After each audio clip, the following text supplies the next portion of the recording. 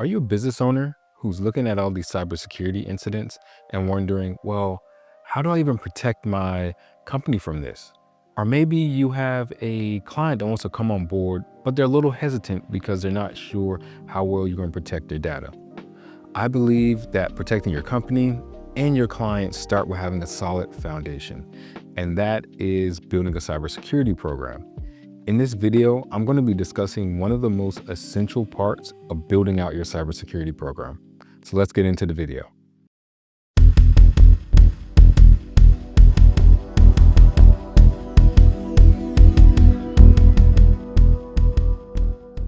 What's up YouTube? Trent here with Visual Torch. Today's video is just one part of a larger series where I'm teaching you how to build out your cybersecurity program. This program is going to allow you to identify and protect your most important business assets, drive business decisions, and also give your customers those warm and fuzzies knowing that their data is protected and safe with you. If you want to catch all the rest of the videos in the series, there should be a link appearing in the top right corner. What comes to mind when you think of cybersecurity program? Is it something that's robust? Is it people sitting behind computer screens monitoring what's going on? Is it the latest hardware or software that you hear, the buzzwords?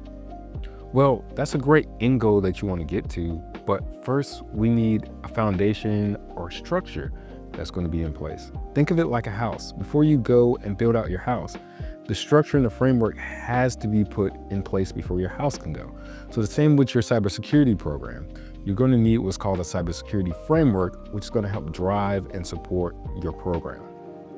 All a cybersecurity framework is a set of guidelines and policies and procedures that's going to build the house that you're looking for.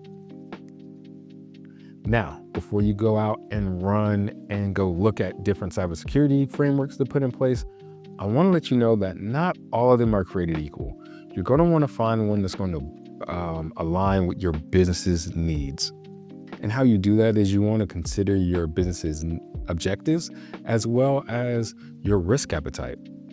Your risk appetite is going to be how much risk you're willing to accept to accomplish your goal. So the lower your risk appetite, the more security controls you're going to need to put in place. Security controls are just things like your firewall, multi-factor authentication, but it's also the cameras you have in the lobby, the security guards you may have, and also policies and procedures count as security controls. So on the flip side, the higher your risk appetite, the less of those things you're going to need to put in place. Another thing I want you to consider is any regulatory compliance you may have. You may be required to adhere to things like GDPR. Are you in the healthcare industry? If so, then you're going to have to adhere to HIPAA. So you want to find a framework that fits into those. Also, while you're in specific industries, there may be a framework that's the gold standard, and that's what's going to really win your clients over. What you also want to consider is that these frameworks take a lot of time and effort, so you're going to need a full support from top to bottom of your management. Whether stakeholders or executive leadership, they're going to need to be bought in implementing this framework. Also, these frameworks may have some key requirements that you can't skip. If you miss out on these requirements, then you're not really getting the whole benefit of putting your cybersecurity framework in place.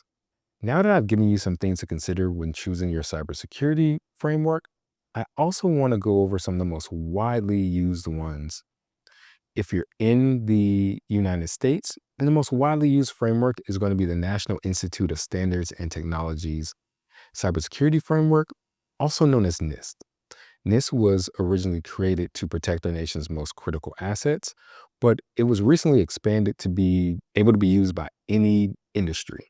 It's a highly customizable set of controls so you can pick and choose what you need.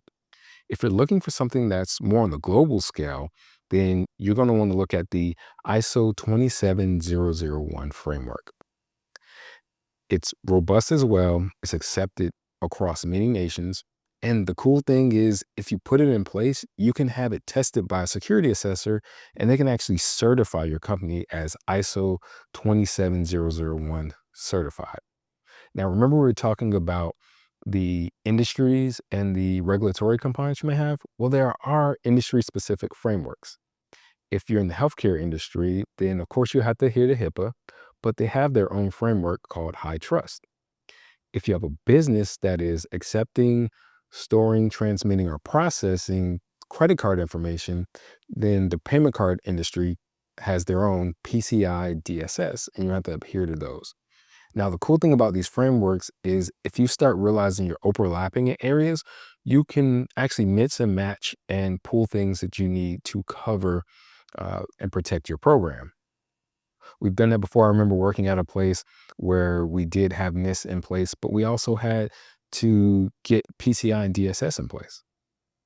Well, I know that this may all seem like a lot and you may not know where to start, but if you need help choosing a cybersecurity framework or even building out your program or really any other cybersecurity need, then you can reach out to us here at Visual Torch. I put a link to our website down in the description, so just give us a shout. Now, if you want to follow up on this video and continue seeing more about our cybersecurity, seeing how to build out your cybersecurity program, then hit that notification bell, like and subscribe, and be on the lookout. Have a great day.